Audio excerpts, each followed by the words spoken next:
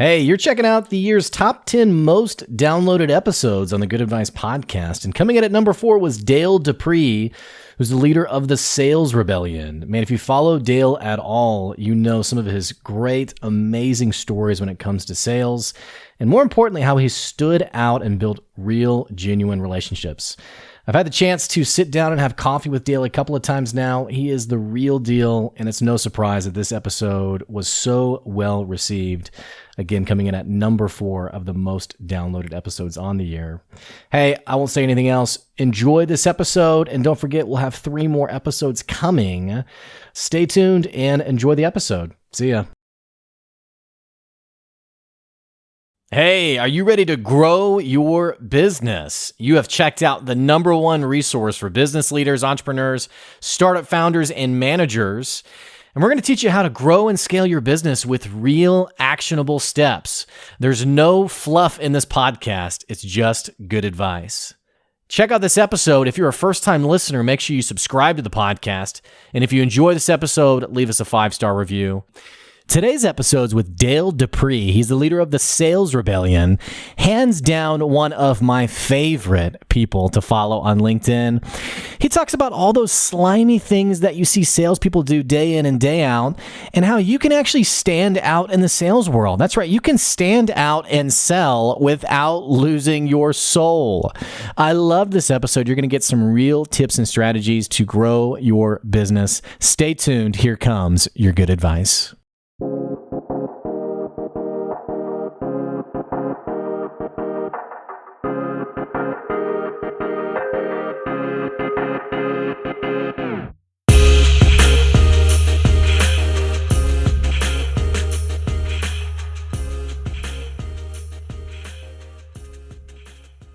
Hey, thanks for checking out another episode of the Good Advice Podcast. Man, I always talk about how this guest is the one. Well, I'm for real this time. Some of you guys have been asking me about, dude, how do I get more sales for my business? How do I drive sales? And you've probably heard me on past episodes talk about all the obnoxious things I've seen salespeople do that you should not be doing. Well, today I have a very special guest. I have Dale Dupree, who's joining me. He's the leader of the Sales Rebellion.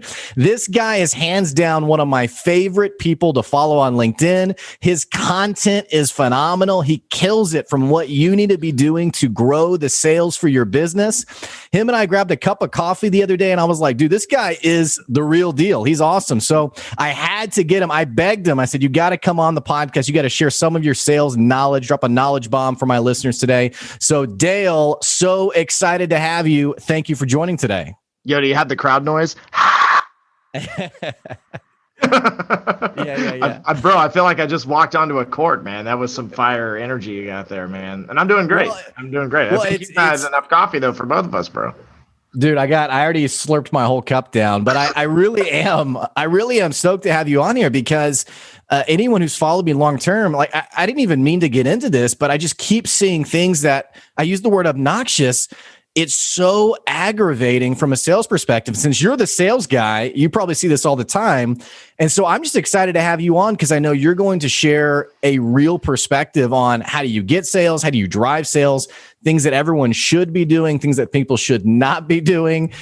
So I'm really energized around the great advice you're going to be giving to the listeners today.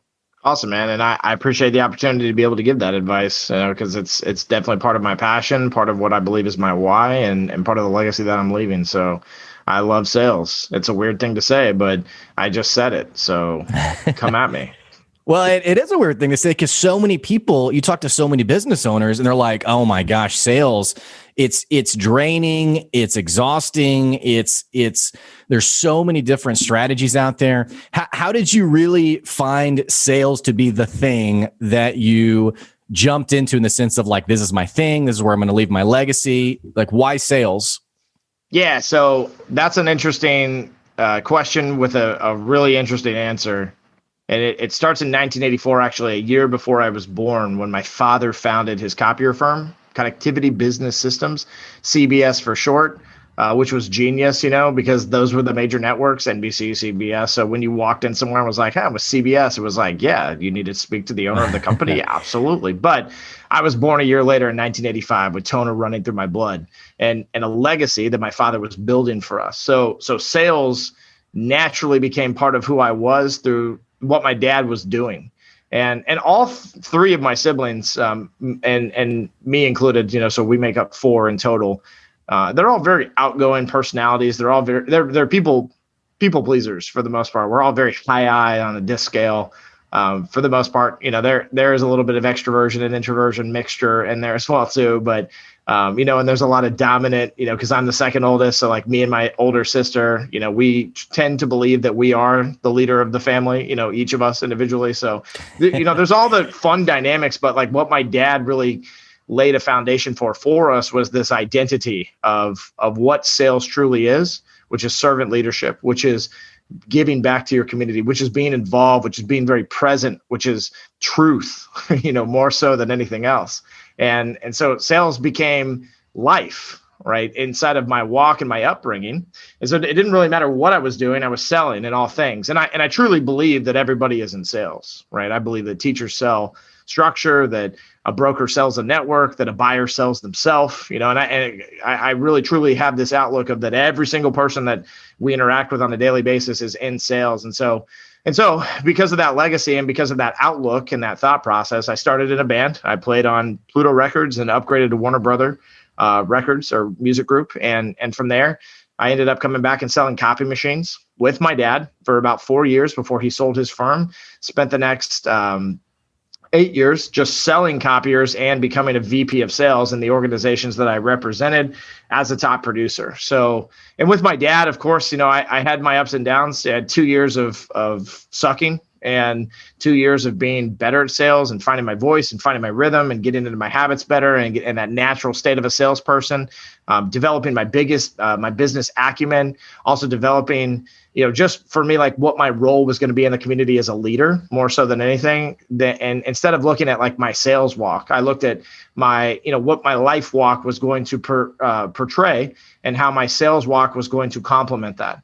And so because of the mindsets and because of the ability to be able to learn from one of the best in the world that ever walked this earth, in my opinion, and of course I'm biased because he was my dad, but all those things kind of culminated into me just sticking with sales and staying in sales because, again, if I were like, I just want to go crunch numbers, well, even that person is in sales. They got to sell those numbers to somebody else. So. Well, there's quite a bit to unpack there. I want to start with the comment you made early on in your response, and that was that you were talking about sort of the truth of sales and what sales really is. And there's a lot of different opinions on this, but you said really it's servant leadership. Really, and you didn't say this directly, but it's the relationships that you're stewarding. That's a little bit of a different take on sales, especially with business owners who maybe they aren't fully focused on. I didn't even want to say serving the customer, but using that terminology you said, servant leadership. Tell me more about what you mean by that. Like, what's your whole ideology when it comes to selling someone? Yeah, so servant leadership in general, like I do believe that people kind of have a bad take on it. Robert K. Greenleaf wrote the book, and so if you really want to understand it better than even I can understand it, pick that book up. Robert K. Greenleaf wrote Servant Leadership. It's a wonderful read, and it will really help you to give yourself a perspective of what, in my opinion, a real leader looks like, because a servant leader is a true leader amongst men.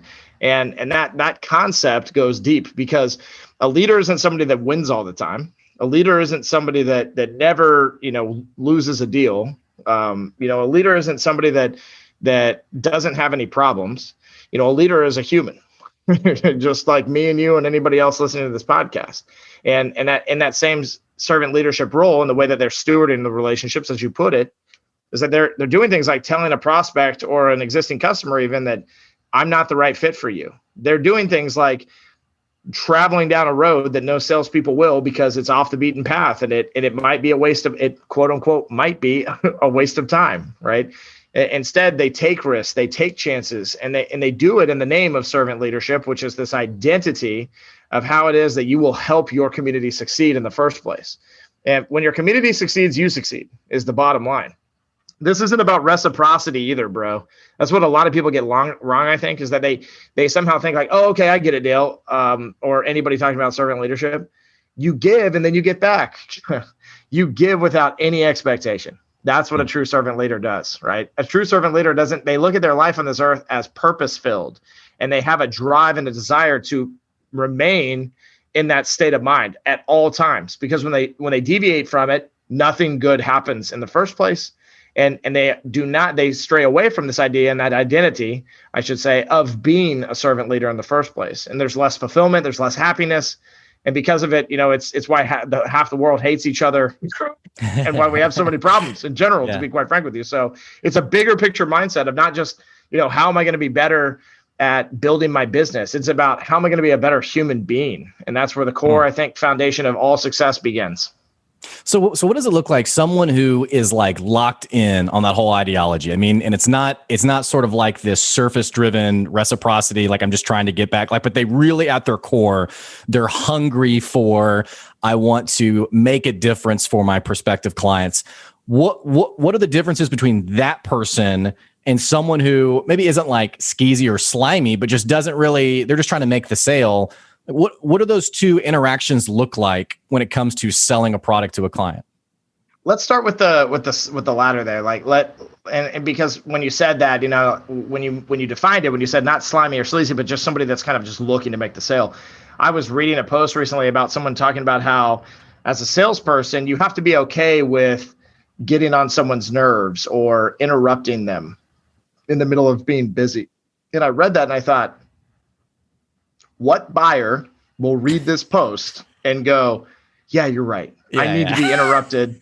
I need to have someone get on my nerves. Like, the only time that those things are appropriate in life in general is when you're getting someone out of their comfort zone in order to help them with their own personal growth. Right. In business, it's much different. You have to have intrinsic value in those moments to keep somebody, from being annoyed by you or getting on their nerves per se, or feeling interrupted. So there's a foundation that has to be built before any of those things. So if you don't have a foundation, is really how to sum that up, you will be kind of just this whitewashed salesperson where there are all these little things that are okay to do because it's part of sales. Well, those are all stereotypes that were created, by perception, and they're not the truth of sales. They're a cop-out, right? When people say things like, oh, it's just business, you have to get on someone's nerves. That's a cop-out. That's an easy way to not be connected with another human being and to treat them like a number. So you feel good about it. And then you know that you don't have to spend all this time, fluffing up the relationship and having all these, Skittles and rainbow conversations with people. And that's a misperception as well, too, right? And I'm sarcastic about it because that's how people look at it, right? But really what it is it's true fulfillment and happiness with a servant leader. So let's just give a couple examples. Let's do that. This will be the easiest. The way that a servant leader lives. So let's look at first off the personal side.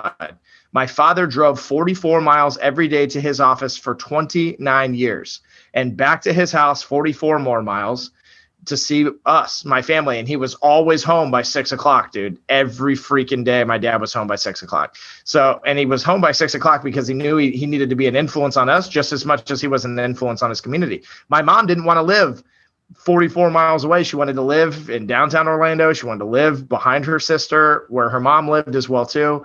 She wanted to be in that environment. And so my father didn't argue with that or put his foot down, say, I bring home the bread, and instill these, traditional morals into my home, which are outdated and gross in the first place. Instead, my dad taught us in those instances, not just like how to treat a situation where you're committed to somebody for the rest of your life and to sacrifice a few things because sacrifice is to me, it's like not wanting to do it. Like my dad loved driving 44 miles a day, right? He loved it. And so we saw that my dad didn't just do it for mom. He did it because he was in love with my mom, right? He did it because he was in love with our family that he created with my mom. So there's where your foundations in lie, right? And then let's talk about business. Well, in business, I remember very clearly throughout my time with my dad, him just doing wild things that would be non-traditional to the sales world or the business world in general. So let's talk about one internally. Internally, when my dad would let somebody go, he would basically tell them like, hey, go find a new job and I'm going to keep you on payroll for the next 2 to 3 weeks. And let me know when you found a new job. And in the meantime, I do expect you to do these particular things inside of your role, but we both know you're not happy. And I think it's best that you move on. But I'm going to make sure that you have a clean, entry into the new job, and that you don't have any kind of gaps. You don't have to file for unemployment, and you can still provide for your family. That was the kind of guy my dad was, right? Wow. And so then let's talk about the external, right? I remember in 2007 and 2008, we were picking up copiers like crazy, and because of the economic collapse. And there were a couple people where my dad just basically said, I see you're still running this machine. And I see that you don't have the money to pay for it, obviously, because you would have paid your bill by now. But instead of repossessing it, I'm just going to basically start you fresh, knowing that you owe me this money. And so I want you to pay it to me when you can. But from here on out, the only I'm going to let you keep this, and I'm going to let you run it, but I'm not going to be able to get you toner unless you pay up front for them. Little things like that, like consumables. I'll have a service tech come out and do service when necessary. But if we have to use parts, then we're going to have to either collect a check there on site or schedule a time to come back and collect the check and do the fix. And those are the types of things that like most business owners would go, why would you even want to micromanage that in the first place? Well, because of the fruit of what comes of that is that you impact a person's life. Like that person has to pay bills too. That person has to run a successful business. They have to serve their client base just the same. And so my dad always was thinking about this idea of like, who can I impact beyond just the moment? So who does this person serve, and then of the people that they serve, how many people do those folks serve on top of it? So my dad was like this chain effect, right? Where he would impact you, and that chain would just grow stronger and longer, throughout the course of his time on this earth. And to sum all that up, at my dad's funeral in 2016, when he passed away from cancer, I looked out into a sea of people that, half I didn't even recognize, and thought these people are at the wrong funeral. Or my dad had a double life. I'm not really sure which one it is. And then the stories, dude, the stories were insane.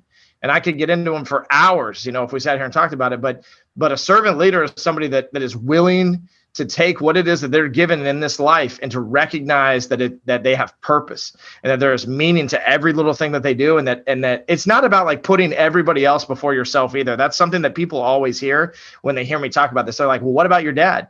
And yes, like my dad sucked at taking care of himself. And it's probably one of the biggest reasons why he got cancer and died.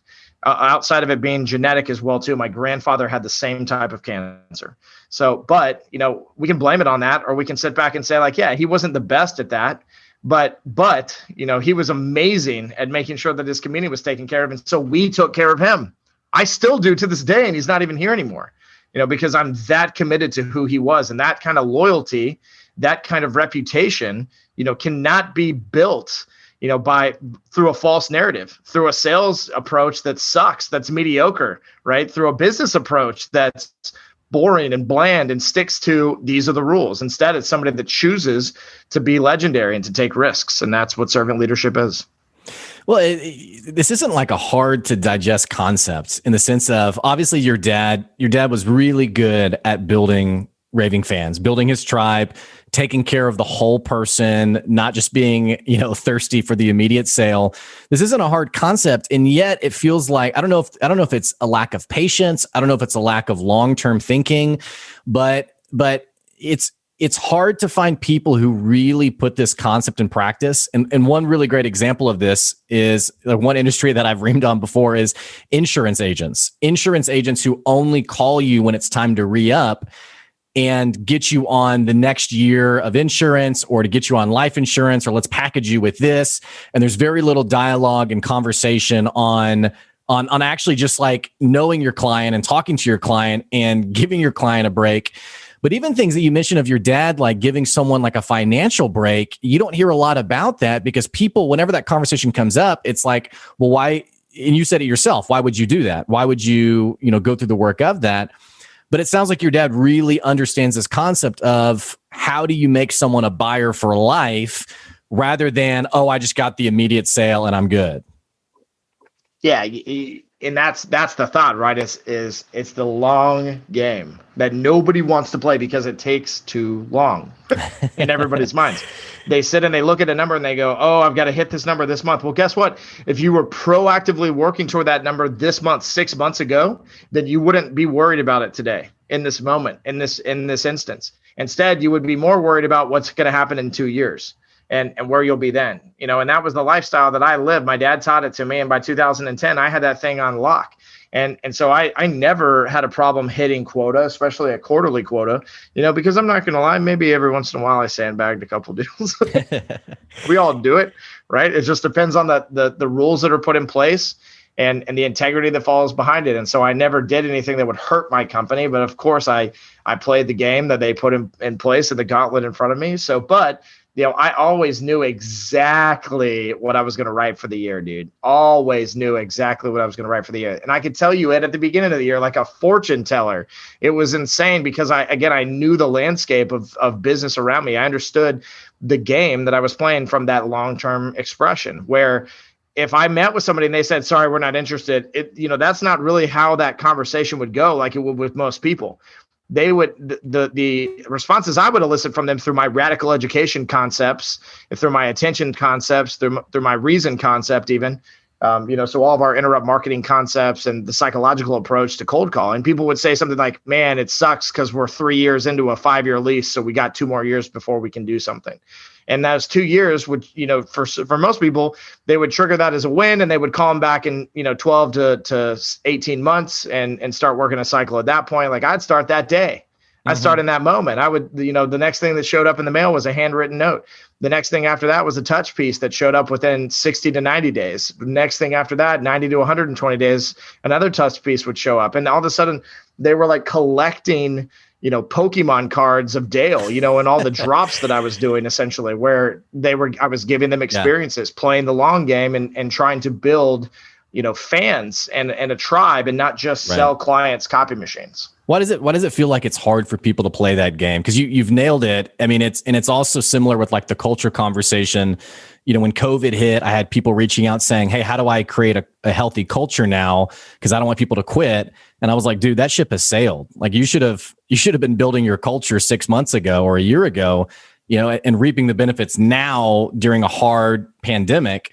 People, I think the same thing's true about sales. People have a tough time thinking long-term. Well, what is it that keeps people from having the wherewithal in their mind of, okay, I need to send a handwritten note. I need to start working this client, even though we're 2 years out, versus the person who's like, okay, I'm going to put that on the back burner and maybe remember them, 18 months from now. Like, how does someone transition their thinking in that way? So someone transitions by thinking that saying to themselves in my thought process and in everything that I do that I'm going to start being intentional. When you wash the dishes, be intentional. When you speak to your friends, be intentional. When you do something for your significant other, be intentional. Right? Be intentional in all things that you do. And when you can start to be intentional and like, hey, I'm going to read, a verse out of my Bible this morning, be intentional about that. Don't just say like, yeah, I'm going to read it and go, oh, that was really nice and move on. Like I'm going to be intentional about the moment. I'm going to say, what am I trying to elicit for myself? What am I trying to build? What am I trying to grow? What am I trying to develop? We sit too much on the surface because here's the thing is that if somebody gets put in front of them this $150,000 revenue sale with, 60% of gross profit, inside of that bad boy, because their markup is so disgusting, they get that feeling of like, oh my God, I got to get this now. If I got this now, I could buy this car, I could do this thing, I could make payroll, whatever the instance is, and like what their role is, particularly as they are looking at the deal. So business owner, salesperson, VP, whatever that looks like, right? But the bigger picture perspective is that in most cases, that's a wrong thought. And really, like you were waiting for me to say that anyway, but this is why it's wrong, is because that's just one deal. What happens the next month and the month after that, and what happens in 10 years with that client even. Right. And how do you make that client such a raving fan that they don't just spend $150K on you in that instance, that they do it again the next year with more product on a deeper and wider perspective, if that's what you provide? Or from the perspective of over the next 10 years, these people could provide an amazing reference for people that we're working to get into, and they know 250 people that I don't know. The rule of inception with each and every single person that you're serving in the first place. Like we get so fixated on what's on the surface with everything we do. Oh, I need to call my mom. You pick up the phone, you call your mom. Hey mom, how was your day? That's the first thing you ask? Are you serious? That's the first thing you ask your mom, the woman that birthed you into this world or adopted you and sacrificed a lifestyle to foster you, right? Like, like you have to seriously sit back and think, like, when we, in everything that we do, when we interact with people, when we interact with ourselves, when we interact through business, that we have to be more intentional, because time is important, because who people are bigger than what we make them out to be in the first place. Your buyer does not care about whether or not you want to sell them something. And they also have in their mind that you treat them like a quota, that you treat them like a number, that you treat them like a transaction. If instead you thought, my buyer pays my bills, provides for my family, develops my lifestyle, you would start to speak differently to people. And you would listen a lot more than you speak as well too, which is key to understanding and creating awareness, which makes you, develops you into, I should say, one of the most badass salespeople on the face of the earth. Well, let me ask you this. Like, I want to go back to something you mentioned earlier, which was the post that you saw where the person was like, get on their nerves, be obnoxious, or without even saying that, but basically that, be okay with interrupting. And I guess they're trying to make a comment on like being confident with whatever. Tell me, like, as someone who's active on LinkedIn, who obviously, you have your content, you have a tremendous amount of content, you have your own podcast, all the stuff that you're putting out. What goes through your mind when you see these other narratives that push something that not only do you disagree with, but you intrinsically believe this is bad advice? And not just the example you gave, but other examples, like people who say things like, here's how you can close this many number of deals by just sending one email. And it's very transactional. It's very limited on the surface. What goes through your head when you're pushing this narrative and you see other people who are saying things that are totally counter to what you believe? So I think let's talk about what most people think. First off, they think I disagree, and they get themselves all fired up to go and talk about why they disagree, and they create content around why they disagree even, and they incite negativity and typically hate in those moments as well too. Like when I read somebody with a different opinion, I love it. I absolutely love it. I take everything that I can from it. I try to look at it from their perspective even. So I say, are you 18 and like doing an internship in college for sales? Are you 25 and are you in your second sales role, and have you digressed or are you advancing? I ask myself all the important questions around like, how do I empathetically understand what this person is talking about? Because there's a huge difference between empathy and sympathy that people don't recognize. And like over the last 6-7 months of COVID, people have produced sympathy, not empathy. They think they're producing empathy, but they're not, because empathy is sharing in someone else's feelings and emotions and not just saying, oh yeah, I get it. Right. Or, oh, that sounds terrible. Right. It's being a part of it with them. And really it's a good listener is what it is more than anything. So when I sit back and read something, I listen, I put myself in the position of better understanding them. I don't say like, this person sounds like a tool, even though in some cases you kind of just come to this conclusion that it's like, well, there's only one thing that they could be, but that's okay. Like, it's okay if someone's a tool also, it doesn't really matter. And like those things will attract a certain type of people. But what I believe that is intrinsic in what the sales rebellion provides, and that at some point that this movement will be greater than anything that the sales world has ever seen, is that we help people to look at it from that point of view. So instead of saying like, no, those guys are wrong, they don't do it right, or we have a better way, we sit back and say, that's cool. Tell me more.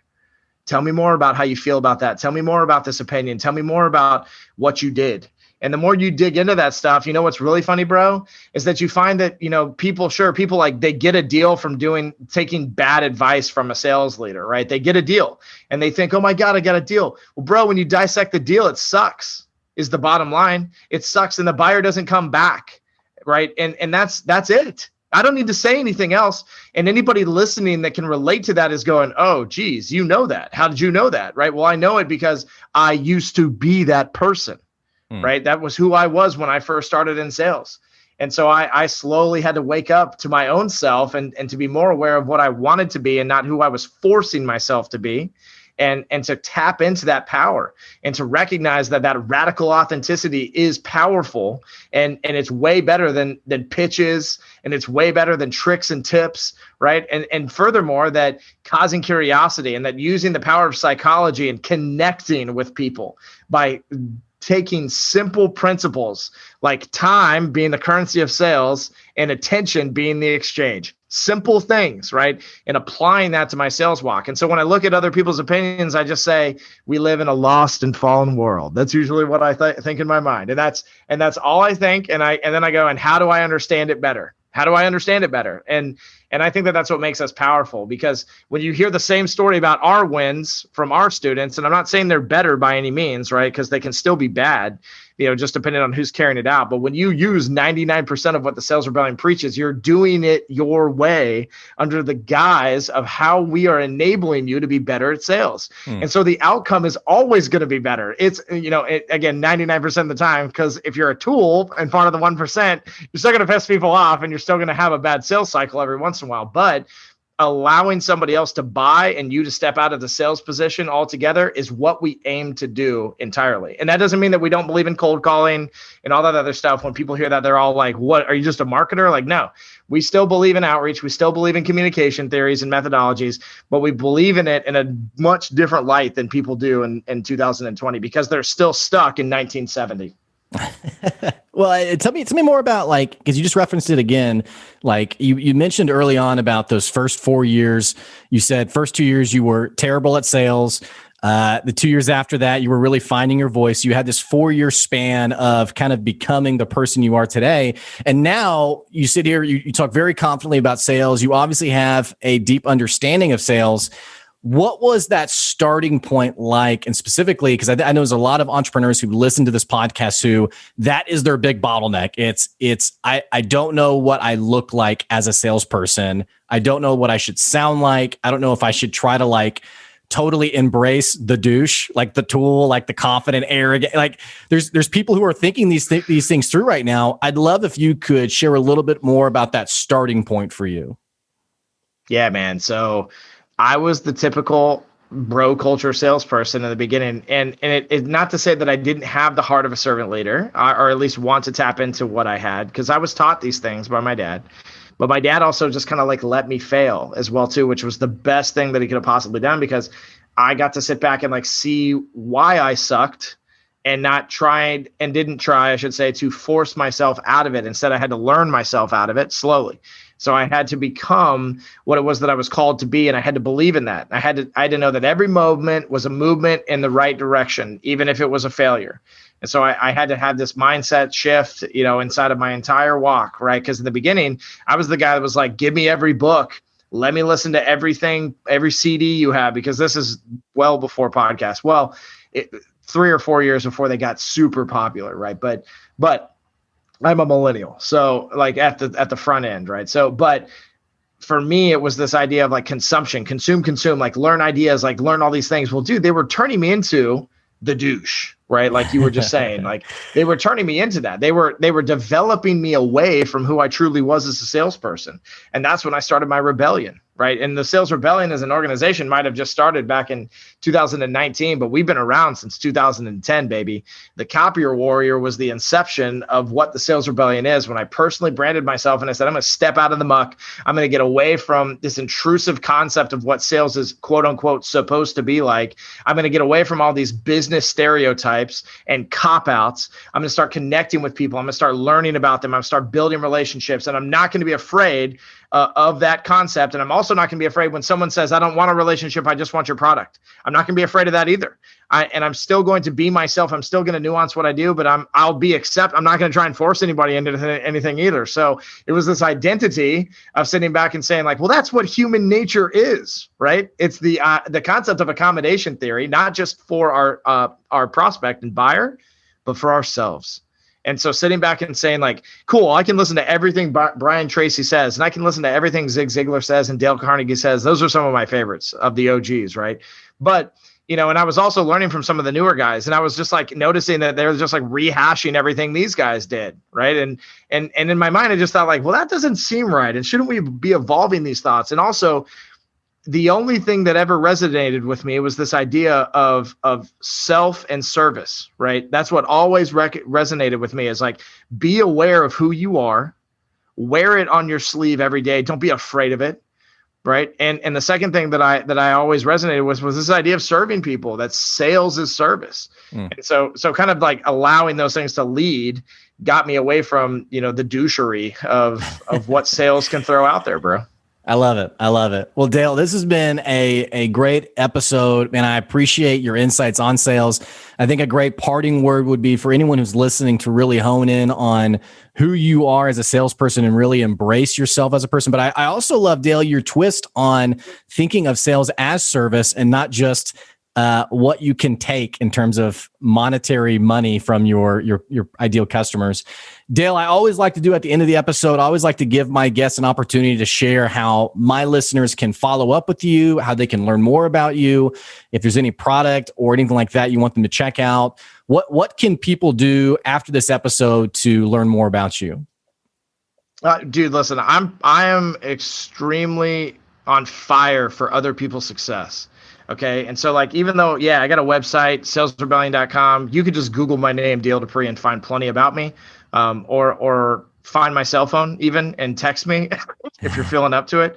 LinkedIn.com/IN/copier warrior if you want to DM me, or read my content daily. But you know what I really care about, bro? I care about other people that are listening right now making the choice to be better, not just for themselves, but for their communities, for their families, for the friends that they have in their circles, for the truth that they hold in their heart that isn't coming out, that isn't taking shape and form and creating impact for others. And so everybody listening today, like more so than just like getting in touch with me and doing something with the rebellion, what you can is you can embrace the movement of what we are, that you can be your authentic self, that you can take a stance against what it is that the business world has told us that we have to do to be successful, and tell it no, and stand up to those things and start to live more altruistically and with this sense of purpose, so that other people can feed off of that and find their own success, their own way as well too. I love it. Dale, thanks so much for being on the podcast today. I appreciate it. Got it, bro. Appreciate you.